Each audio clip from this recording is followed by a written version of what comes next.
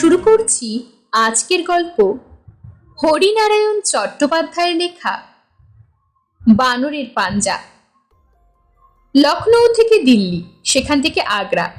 মনোজ, অসীমাভ আর সরোজ তিনজন অন্তরঙ্গ বন্ধু। স্কুলের নিচু ক্লাস থেকে পাশাপাশি বসতো, তারপর কলেজে এসে ছাড়াছাড়ি। মনোজ আর পড়ল না, বাপের বাসনের কারবারে ঢুকে পড়ল। অসীমাভ ডাক্তারি লাইনে গেল, আর সরোজ অধ্যাপক। ছাড়াছাড়ি মানে আগের মতন পাশাপাশি বসল না, কিন্তু যোগাযোগ ঠিকই রইল। সপ্তাহে একদিন কি দুদিন মনোজের দোকানে কিংবা অসীমাভ অথবা সরোজের বাড়িতে ঠিক তিনজনের দেখা হতো। একটানা ঘন্টা তিনেক আড্ডা। তিনজনের কেউ এখনো বিয়ে করেনি, তবে সরোজের একটি মেয়ের সঙ্গে প্রেম চলছে। মেয়েটির নাম লীলা। বন্ধুরা আশা করছে শীঘ্রই একটা বিয়ের নিমন্ত্রণ পাবে। পূজার ছুটিতে তিনজন ঠিক করলেও বেরিয়ে আসবে, প্রথমে লখনৌ, তারপর দিল্লি হয়ে আগ্রা, যেখানে মুসলিম ভাস্কর্য আর স্থাপত্যের চিহ্ন আছে, সেই সব জায়গা। সরোজ এসব নিয়ে গবেষণা করছে, তার কাজের সুবিধা হবে। আগ্রায় ফতেপুর সিক্রি থেকে বেরিয়েই তিন বন্ধু দাঁড়িয়ে পড়ল। গাছের তলায় দু তিনজন লোক নানা রকমের পাথরের মালা বিক্রি করছে। সরোজের খুব ইচ্ছা ছিল লীলাকে সঙ্গে আনে, কিন্তু মধ্যবিত্ত সমাজে বিয়ের আগে এভাবে ছেড়ে দেওয়ার রেওয়াজ নেই, তাই লীলার যাওয়া সম্ভব হয়নি। সরোজ মালা কেনবার জন্য লোকটার কাছে গিয়ে দাঁড়ালো। এর আগে লখনৌ থেকে লীলার জন্য সরোজ নাগরা কিনেছিল। দিল্লি থেকে সোয়েটার, আগ্রা থেকেও কিছু একটা নিয়ে যেতে চায়। বন্ধুরাও সরোজের পিছন পিছন এসে হাজির। অনেক রকমের মালা দেখা হলো, কিন্তু সরোজের পছন্দ হলো না। অসীমাভ সরোজকে বলল, চল, ওইদিকে একটা লোক বসে আছে, ওর কাছে দেখি। একদিকে পাঁচিল ঘেঁষে বিরাট একটা গাছের নিচে পাথরের ওপর একটা লোক বসে, তার সামনে একটা ডালায় নানা রকমের হার, লকেট, পাথরের তাজমহল, দোয়াতদান। লোকটার চোখে চশমা, মুখে বসন্তের দাগ, তামাটে রং, অতি শীর্ণকায়, মাথায় বসানো মুসলমানি টুপি। তিন বন্ধু তার সামনে বসলো। নানা রঙের হার রয়েছে, নানা প্যাটার্নের। সরোজ বেছে বেছে গোটা 6 কিনল। অসীমাভ আর মনোজ কিনল দুটো পাথরের তাজমহল। ওঠবার মুখে হঠাৎ অসীমাভর নজরে পড়ল, ওটা কি? ওটা?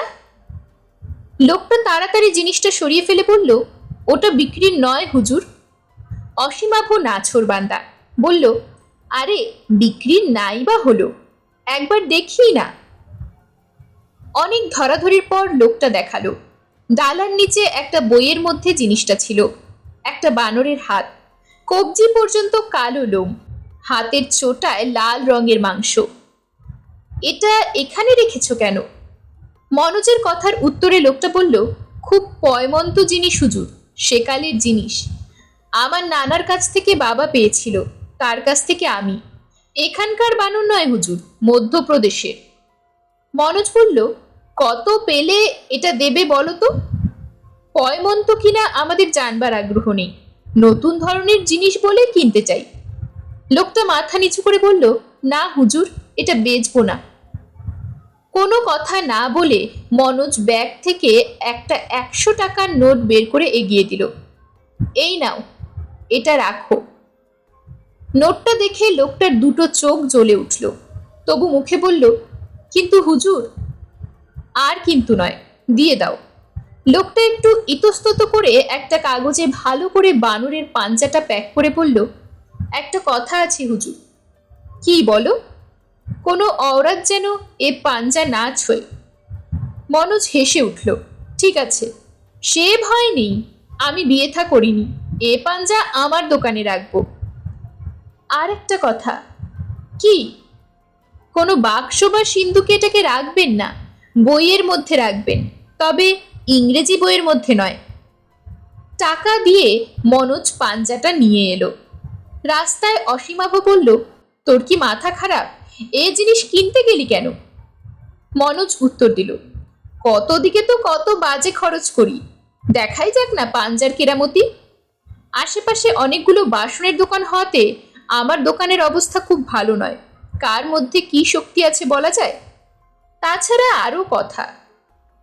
কি? এ তো পুরনো বানরের পাঞ্জা, সেই তুলনায় ছোট, কত লাল আর তুলতুলে রয়েছে। তুই তো ডাক্তার, বল অসীমাভ, এ কি করে সম্ভব?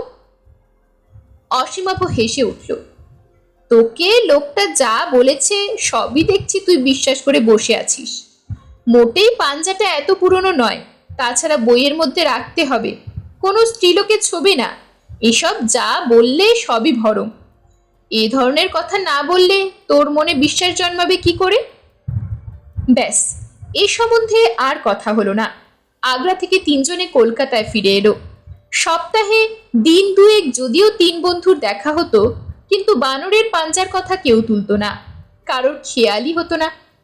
পাঞ্জাটা মনোজ তার দোকানে রাখলো, একটা বাঁধানো বইয়ের মাঝখানে। আশ্চর্য কাণ্ড, মাসখানেকের মধ্যে দোকানের উন্নতির আভাস দেখা গেল।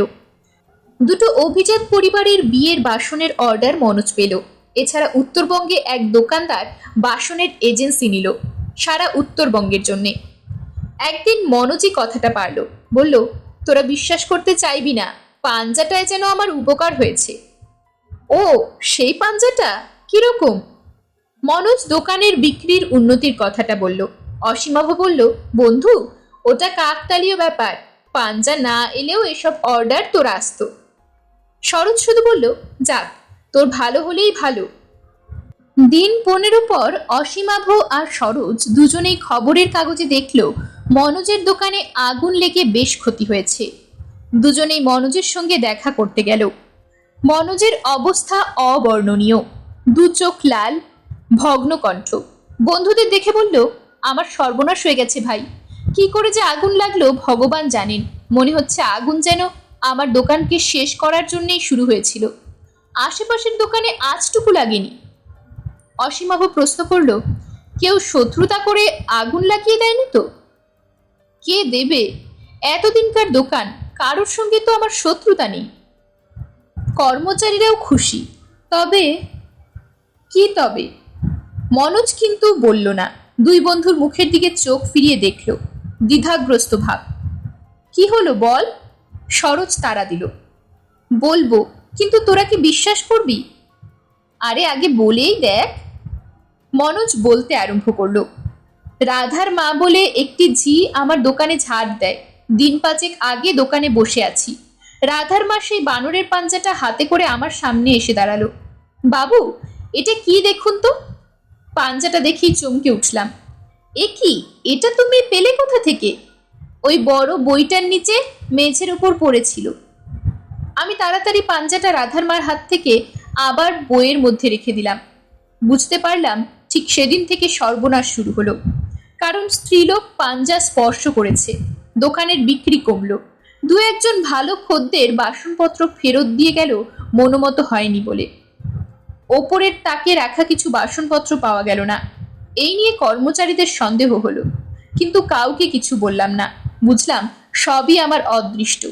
তারপর চরম সর্বনাশ এই অগ্নিকাণ্ড। পাঞ্জাটা এখন কোথায়? সেটা যাতে দ্বিতীয়বার না ওই মহিলা হাত দেয়, তাই বাড়িতে নিয়ে গিয়ে আমার বসবার ঘরে একটা বইয়ের মধ্যে রেখে দিয়েছি। মনোজের বর্তমান অবস্থায় পাঞ্জার ব্যাপার নিয়ে অসীমাভ আর সরোজ কোনো তর্কের অবতারণা করল না। দিন সাতেক পর অসীমাভ সরোজের বাড়ি এলো। রাত তখন 10টা। বলল, মনোজের মা ফোন করেছিলেন, কাল থেকে মনোজ নাকি বাড়ি ফেরেনি।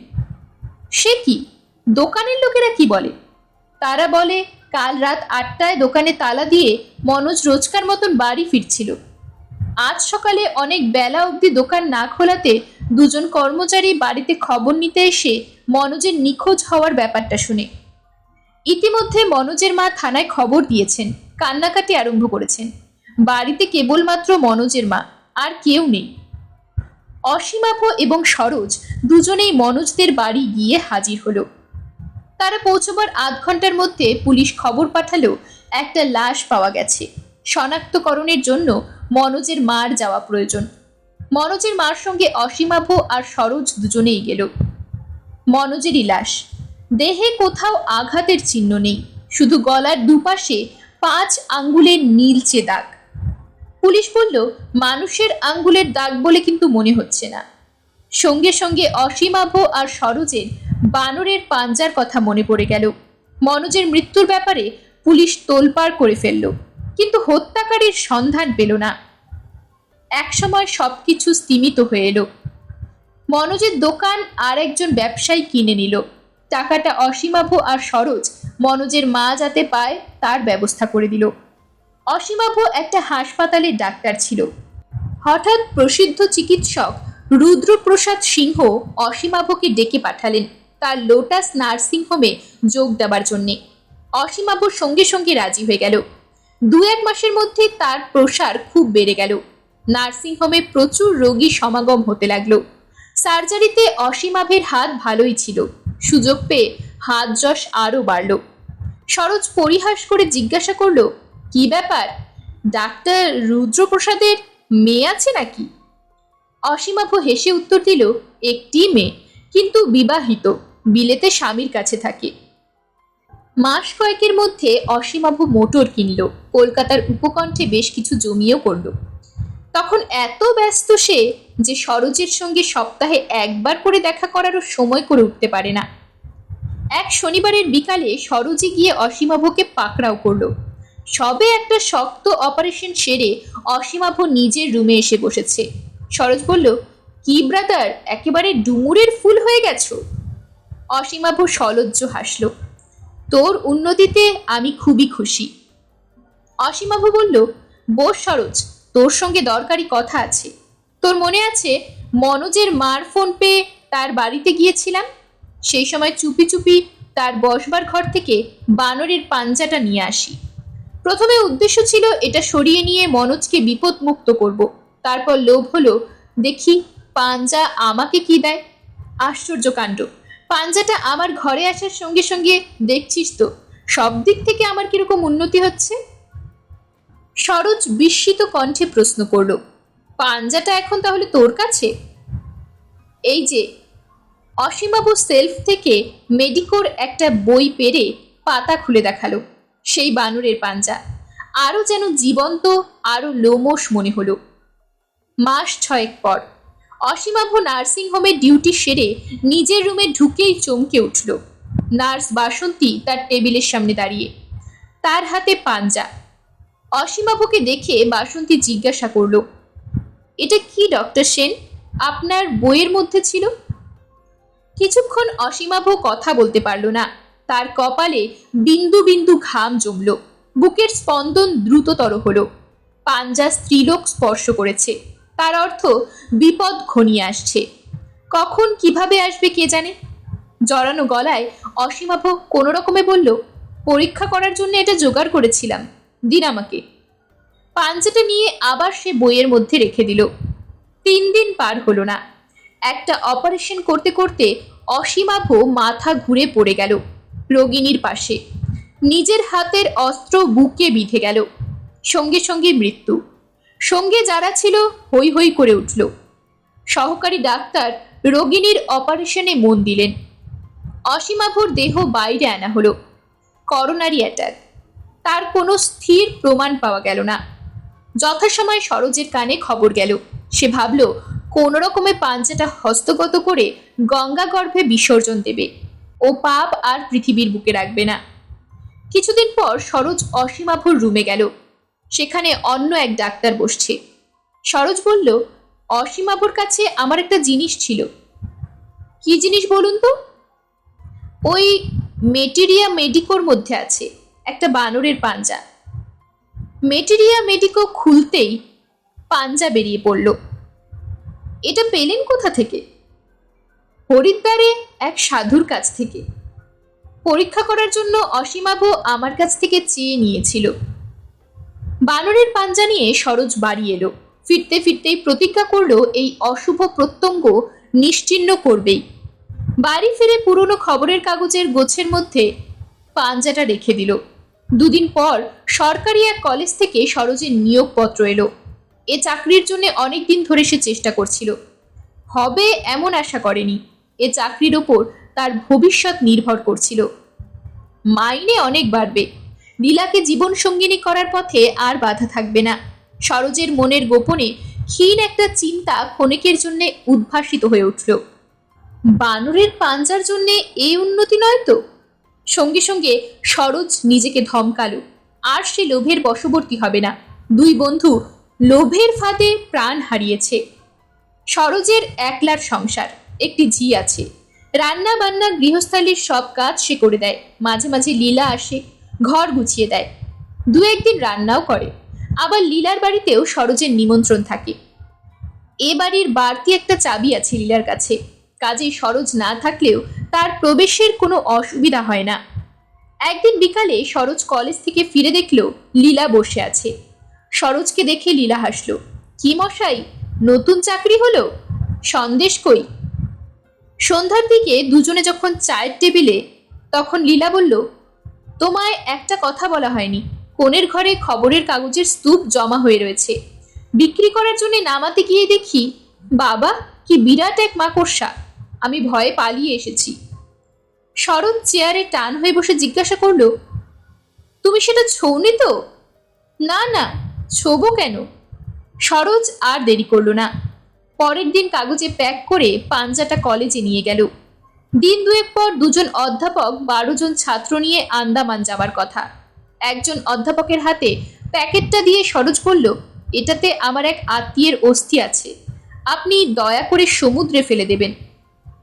অধ্যাপকরা ছাত্রদের নিয়ে আন্দামান রওনা হয়ে যেতে স্বস্তির নিঃশ্বাস ফেলল। যাক, আর ভয় নেই, দেশের মাটি থেকে পাপ দূর হয়েছে।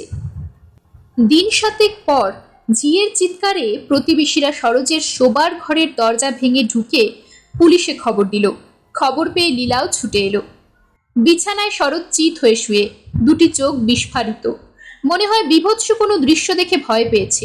শরীর বরফের মতন ঠান্ডা, বুকের ওপর বানরের একটা পাঞ্জা।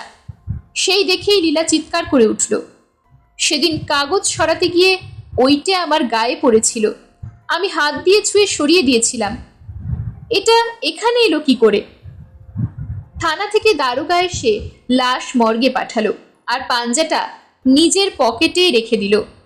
কিন্তু কি আশ্চর্য, থানায় নেমে পকেট তন্ন তন্ন করে খুঁজেও পাঞ্জাটা আর পেল না। পাঞ্জাটা যেন হাওয়ায় মিলিয়ে গেল। এরকমই আরো সব গল্প পেতে চ্যানেলটিকে সাবস্ক্রাইব করে দেবেন। আর গল্পটি যদি ভালো লেগে থাকে তাহলে লাইক, শেয়ার আর কমেন্ট করে দেবেন।